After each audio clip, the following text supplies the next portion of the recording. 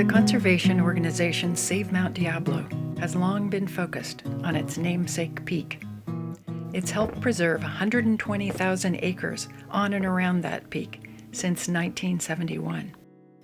But lately, the organization has been thinking even bigger.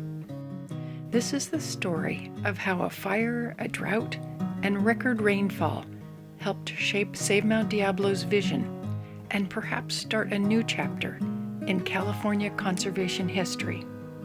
We had worked for almost 50 years protecting land north of Altamont Pass, but quite a few of us knew that if we didn't connect through Altamont Pass to the rest of the Diablo Range, Mount Diablo would lose a lot of its distinctiveness. We would definitely lose the big predators and the charismatic species. So expanding south was a focus. To spread the word about the importance of the Diablo Range, Save Mount Diablo sponsored a supplement to Bay Nature magazine, including one of the first maps of the region.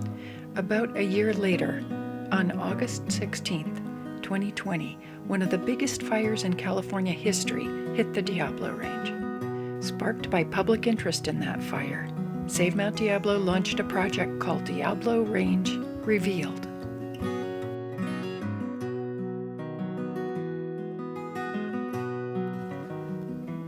We're in the Marsh Creek drainage here. It's the 3,000 acre deer zone, part of the SCU complex of fires.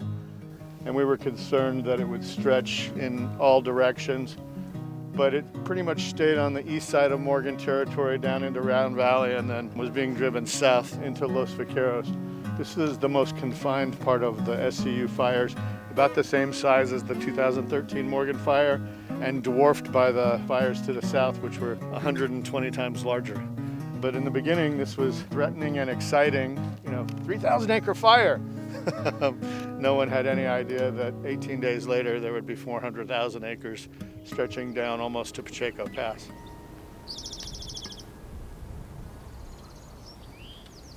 Adams asked my husband and me to produce articles and videos for the Diablo Range Revealed project. Other members of the team included photographer and Save Mount Diablo board member Scott Hine, drone photographer Cooper Ogden, and Save Mount Diablo Land Programs Director Sean Burke.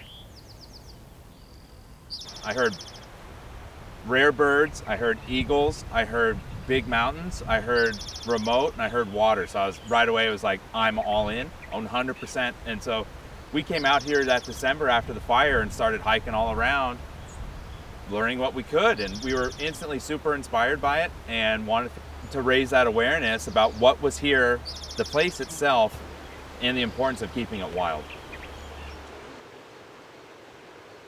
Although the SCU fire was the third largest fire complex in California history at the time, it wasn't as destructive as some other fires that year.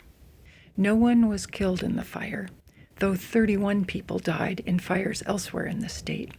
And though the SCU accounted for 9% of the total acreage burned, it had only 2% of the damaged or destroyed structures. Outcomes here were better because the Diablo Range, while biologically rich, is also arid, rocky, rugged, and sparsely inhabited. And park agencies, including the East Bay Regional Park District and the Santa Clara Valley Open Space Authority, have purchased land buffering the places where most people live. It's the kind of place where it's still possible to have a good fire with fewer losses and many gains. So we thought maybe we'd be able to tell a short, sweet comeback story. No such luck. The spring and summer after the blaze, there were signs of a slow recovery, but in some places, the scene was still shocking. The first time I saw that, I was almost traumatized. I was thinking, oh my God. But it was one of those hellscape days where we were driving around under a sky that was ashen and orange, smoke in the air from some other fire, but still. And I realized that nature heals itself. That's true, but it was just a strange experience because here I am, I'm trying to show this area to Seth, and it's like, I don't even recognize it myself now.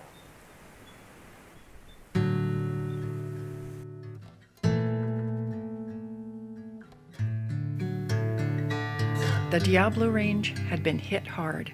It wasn't just the fire of 2020, but also continued drought. Then a deluge of rain and even snow hit in 2022 and 2023. A triple whammy of climate chaos.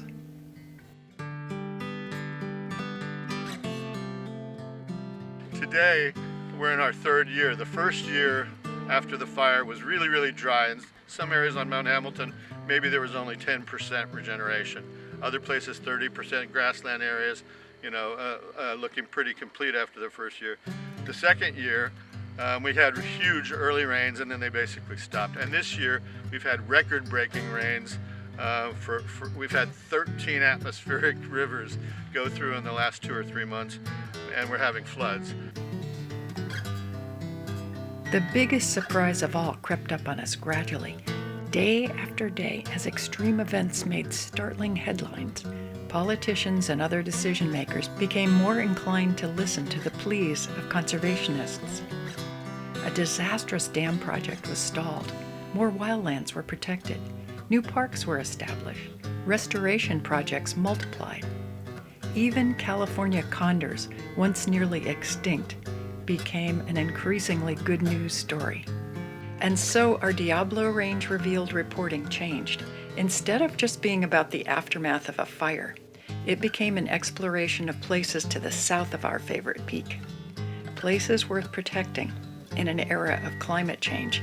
Places providing a refuge for plants, animals, and people. Places in which good things could happen, or were already underway. It became a story of fire, drought, rain, and hope.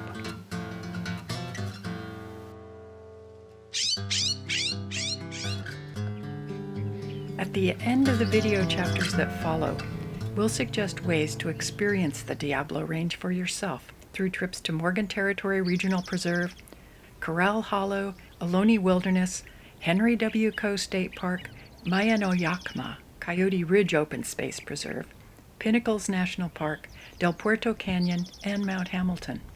Destinations that aren't more than a 1 to 2 hour drive for most Bay Area residents. It's a big, wild, rugged, beautiful place that more people should know about.